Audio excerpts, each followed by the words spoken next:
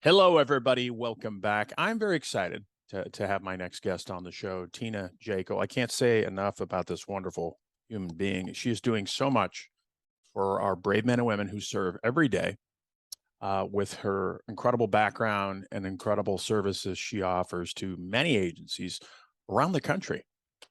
Dr. Tina, welcome. Thank you, Patrick. Thanks for having me here. Oh, Gosh. it's been in the making for a while, and Yes. we're both busy. And finally, you are here. I get you all to myself for about 30, You 35 do. minutes. And Yes, sir, you do. I am just blessed you're here, Tina. You are well known in the law enforcement, first responder, veteran communities. But can you tell the listener, can you tell the viewer a little bit about your background, man? Absolutely. And the amazing work you're doing out there. Well, first of all, I am been very blessed to do this. Gosh, I'm going on 23 years working with law enforcement specifically. And I work with agencies from the U.S. Marshals, fugitive task force teams to DOJ, the FBI. I taught at the FBI Academy at Quantico for about 3 years as a guest instructor, and just numerous local and state agencies. So mainly what I do, Patrick, is I'm a licensed clinical social worker in the state of Florida. I'm licensed in Florida and also Georgia. And I consider myself a counselor. I do a lot of consulting with agencies, especially as it relates to crisis and trauma, critical incidents, officer-involved shootings, things like that.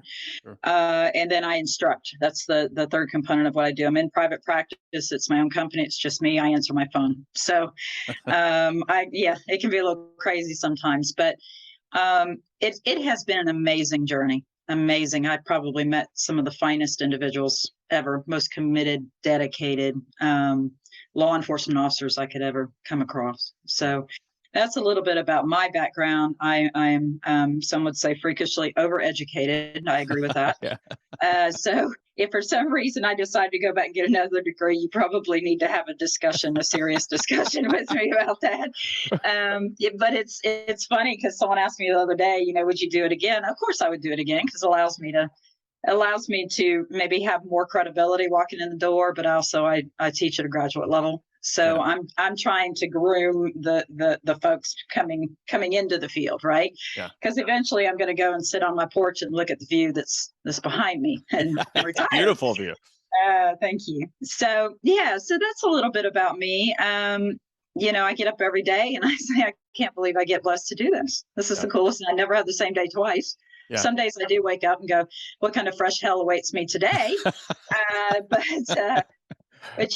I'm still driven and I'm still passionate about it, and it's my mission and call. Yeah. I have the same mission every day. I wake up, I've been through treatment. Right. I went through treatment with Shatterproof, but every day I get up and I just want to help one person, because if I can help one person, it doesn't necessarily mean getting him into treatment, but if I can help one person to kind of see a different view of things and kind of realize that they are needed, they are loved, they are cared for, then God has blessed me. So I want to continue to give back like you do, because we all need to help each other. We were talking a little bit before we started about treatment options. Options out there. There's a ton of treatment options out there. A lot more. I remember when I started over 20 years ago in law enforcement, we didn't have anything. We didn't have shit. Well, we had little stuff here and there. Do you think we're getting better with first responder mental health, wellness, and addiction, or do you think that we have a long way to go? I think that's a great question. I think that we are getting better. I think the challenge is, as we discussed before we started today, there's been a proliferation of organizations and agencies in the last 10 years who've stepped up and said, we need to do better, we need to do more. The real challenge is we have to be careful to vet them. Yeah. And to really be sure that do they have the right mission? Do they have the right motive? What is driving them? Sure.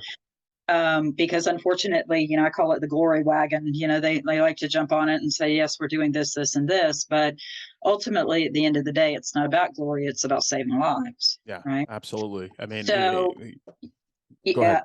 So that, I'm a big proponent of,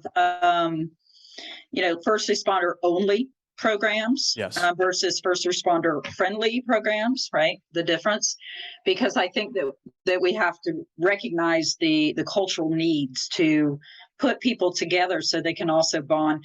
There's a great book, Patrick, and you may be aware of this, but it's called Tribe, and it was written by a man by the name of Sebastian Junger, Junger, and write that down. He actually wrote a book previous to that called War, and he studied essentially how behavior changes under high levels of stress and crisis and trauma.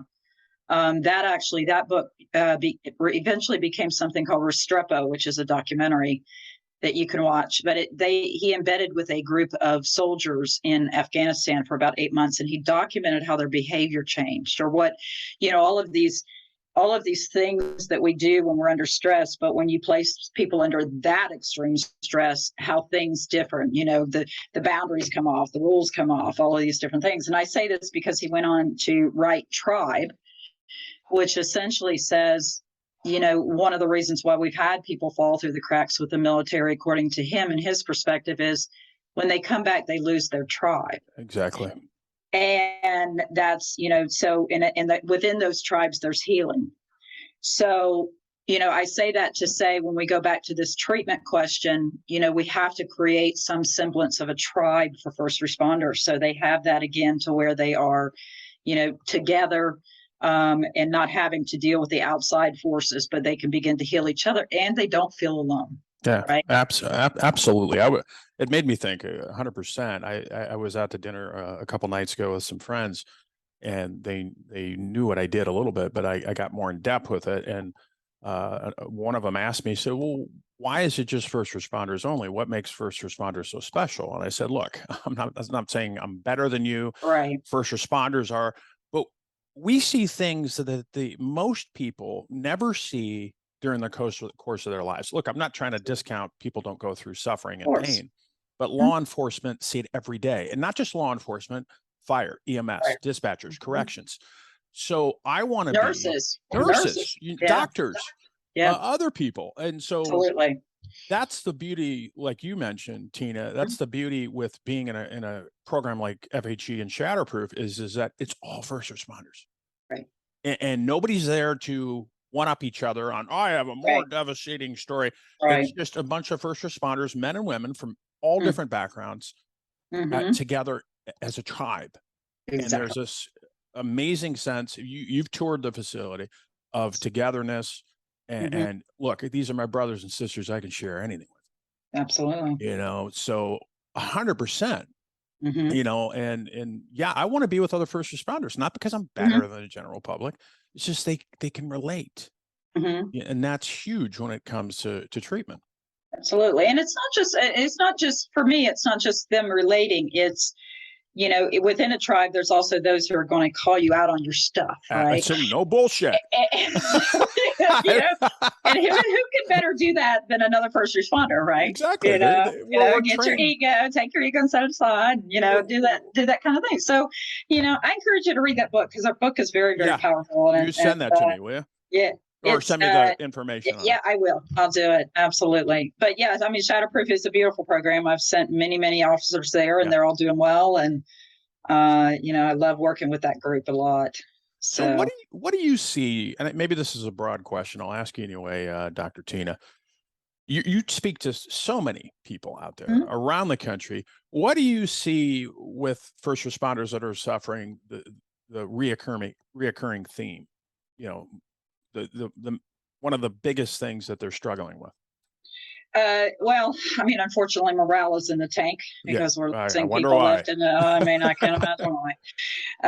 And I have a wonderful opportunity to be interesting, and I should do a follow-up session with you to talk about how it goes. But I'm teaching this week in Atlanta at a Use of Force Summit.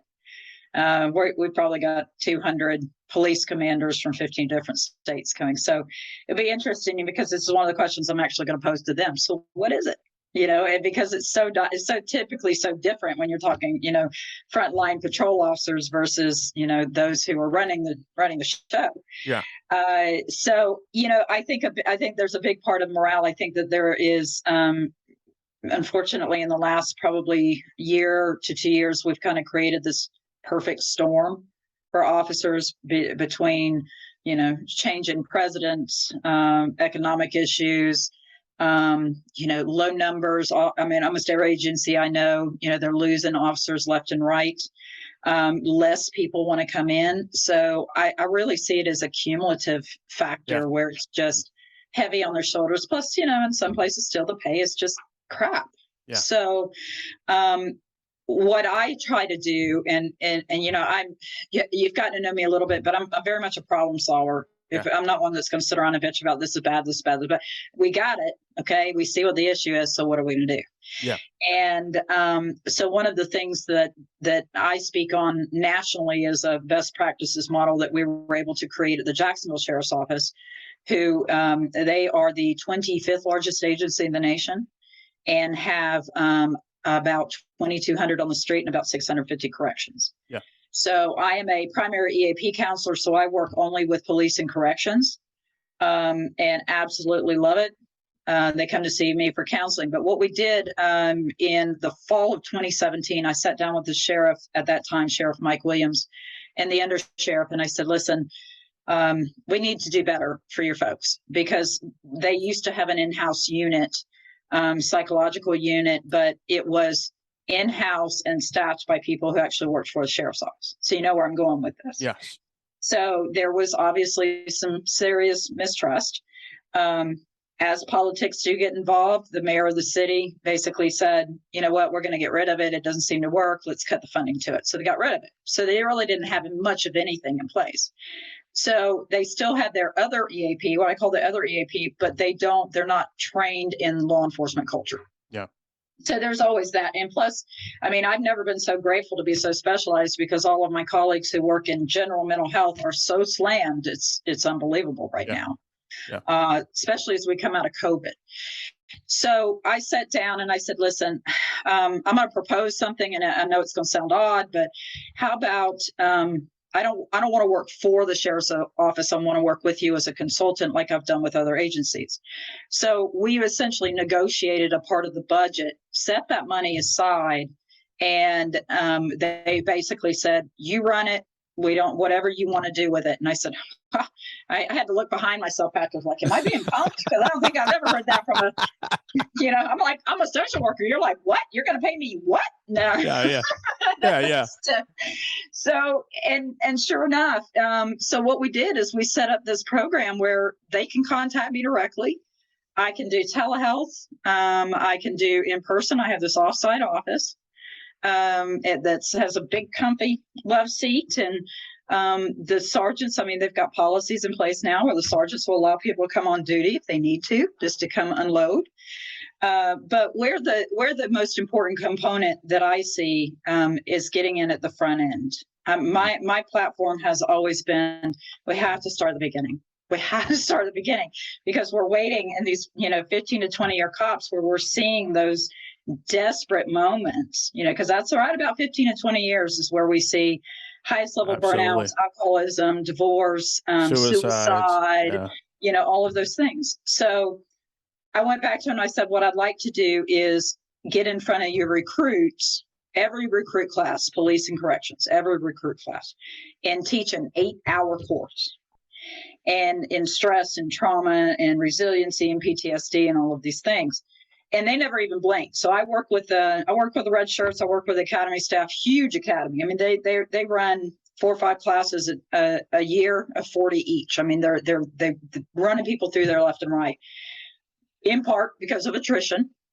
So I do that, but as part of that, and this is kind of organically come to pass. So to dovetail with that, last year, in 21, I was approached by a training sergeant who was also a use of force expert for the agency. And so he sits on the response to resistance boards. He takes a look at it. But what was happening is when he was talking to the officers who were in shootings, they would break down to him. They would be anxious and upset. And of course, they didn't have anybody to talk to. Now, that's not to say that Jacksonville doesn't have a good CISM and peer support team. The overarching team is there. But what was happening is there weren't any that had the experience of going through a shooting, right? Mm-hmm. So when they were showing up on scene, the guy's like, I'm not going to talk to you. You know, I've basically been told, you know, by FOP and attorneys and everybody, don't talk to anybody, right? So he came to me and he said, what are your thoughts about setting up a specific OIS team? Mm-hmm. Peer support team. And I said, well, you know, I've never done it, but this agency is large enough that we can do it. And the number of shootings is large enough. And we've had several shootings this year, or I should say less shootings, but more officers involved. Sure. Okay. So we did that. So we stood up that program. We initially trained 13 officers, all who were hand selected, all had been through OIS, all had been cleared, both through RTR and the state attorney's office. And I trained them for 2 days. Patrick, I will tell you, out of, you know, and I ran that class a couple times, and I've never seen more healing in 2 days. It's amazing. Than those men those warriors coming to the table and telling their stories, some of them for the very first time. Yeah. Because we're in a boardroom or in a private conference room, you know, talking about the impacts on families, because these guys are willing to step up, these folks. And we had one female, she decided policing wasn't for her. I get it. No worries. But she served on the team and served beautifully. Yeah. So I say all of this to say it's a very unique approach that we've done. So the way we've set it up, and it's grown over time, we're actually at the end of this month, we're going to train 9 more. Because essentially right now, all of our peer supporters are attached to somebody because Sure. we've had so much activity. But the idea is that we're catching it early. So as soon as it happens, sometimes I see it on the news, sometimes I get the text from the sergeant. Sometimes the team members themselves, who I've become very good friends with, just getting to know them through this process, will let me know there's been a shooting. And then we decide who do we need to assign to this officer or officers. Mm-hmm. And so we asked them to contact them within probably, you know, about 24 hours. This is who I am. I'm on the OIS CISM team. I'm going to be following along with you. It doesn't take the place of the overarching team. It just adds a specialty component to it. Mm-hmm. But the coolest thing for me is that these officers who were falling through the cracks because they weren't connected to me, they weren't connected to a peer. So these team members have become essentially my eyes on the ground, right? Yeah. So recently we had one a difficult shooting, and you know, what I do is, as soon as I know enough about what's going on, I call the peer supporter and I staff it. So how do you think they're doing? What are you seeing? I get some information from the sergeant that I may or may not can share. You know, it may be something Sure. that's Yeah. under investigation. But what I'm doing, Patrick, is I'm making a mental note in my head to say, hey, you know what, this may very well become an issue down the road, right? Like, what if I, you know, hear that the media might get involved, right? And then it becomes our job to help prepare this officer for the fact that do not be surprised. And in addition to that, we'll talk to their family. But I don't take the place again of the peer supporter. So in this particular case with this officer, I just come alongside the peer supporter. Mm-hmm. So in addition to him continuing to follow the officer, I'm seeing him in counseling. Yeah. And, you know, so there's that extra support. So we've created a tribe. Amazing. I'm so honored just to be a part of it and watch how it's working. So to go back to the academy.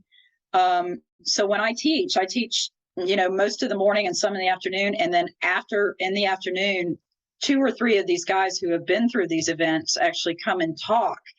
And so and they talk about their experiences, and it becomes, again, more part of their healing, right? Sure. Therapeutic.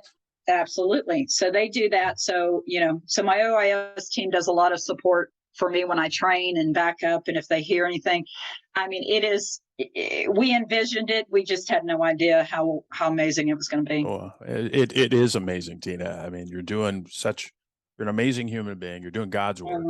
Well, thank you. Very kind. The one aspect of it, it's all amazing and much needed work, is that leadership is on board with it. Absolutely. I think that's my biggest frustration with some organizations. You know, you speak to a lot, is that a lot of leadership, or I shouldn't say a lot, but some leadership are doing this. Yeah. And they're not, look, I believe in awareness. Okay, awareness is great, but where's the friggin' action behind it? You are providing the action. Right. Because we can talk about awareness all day. Okay, what's behind it? And the fact that you were able to say, look, this is how I envision in leadership, sign off on it and saying, yeah, we're on board, is huge with the troops on the front level. Because I talk to people all the time, as you, Tina, where they're frustrated with their brass. They don't think leadership has their back. And in some cases, they don't. Right. Look, I understand. They have jobs. They have people to answer to. It's political. I get that shit. It's all important. Right. But people are not flocking. You mentioned attrition. People are not flocking to law enforcement anymore when I, like in the droves they used to when I first became a cop. So we need to take care of our people. We have to. Better. Our human capital is the central greatest thing we have. In any organization, not just in law enforcement, you know that. Absolutely. And I'm not talking about the bad seeds, the problem childs that need to get fired. But when you have first responders out there, and I'm preaching to the choir with you, that are fed up, you know, they're struggling, and you know, senior staff or whatever, sergeants, supervisors, they kind of, all right, well, it's part of the culture. You just got to deal with it, suck it up. That's bullshit. Yeah. They need to put action behind it. And thank God that you are doing your amazing work, and you were able to convince senior staff in a very large organization. Hey, absolutely, you need to be doing more.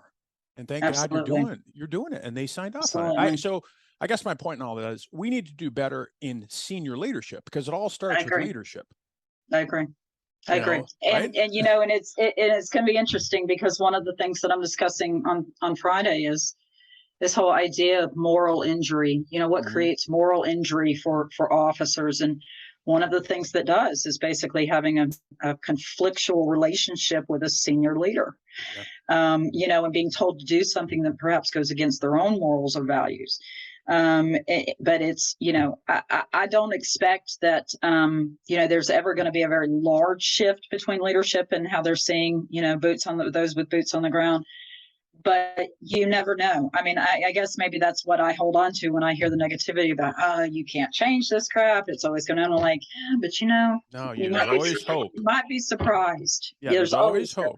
We're all change agents, right? But the people at the top, they're the ones that set the tone, right? Absolutely. They're the ones that set the culture for the most part of an organization. Absolutely. And it frustrates me when I hear troops, you know, say I don't feel like I trust them. I don't feel like, and I was like that in my career at certain points. Absolutely. You know? And some of it is, you know, we're all human beings. We all have needs and wants, and all. I get that. But you know, what a perception is reality, right? Exactly. Especially for them out there trying to just do the job every day. Yeah. You know, and I think you probably, because you're on my Facebook page, I think you probably saw my quote recently, and I'm a big believer in that. Listen, I do believe in transparency. I do believe that we have to have positive relationships with community. You know, police is the public is the police, right? Throw some Sir Robert Peel in there, right? But at the same time, you know, there's still no lack of urgency about helping these officers through these shootings. And they'll say they have CISM teams, and they'll say that, I mean, but it's a Band-Aid. I mean, we've got to really address this early on. And I'm completely separate from I don't do anything fitness for duty. They have a forensic psychologist who does that. I'm also about support and education and counsel. You know, so the other side of this program that we set up was that they set the money aside, and this is another thing agencies struggle with, because they have to let go of some control and they have to trust my integrity, right? So they put the money aside, and at the end of every month, I bill by hour. I never bill by name. So they have no idea who I'm talking to. And there's not this big paper trail or anything like that.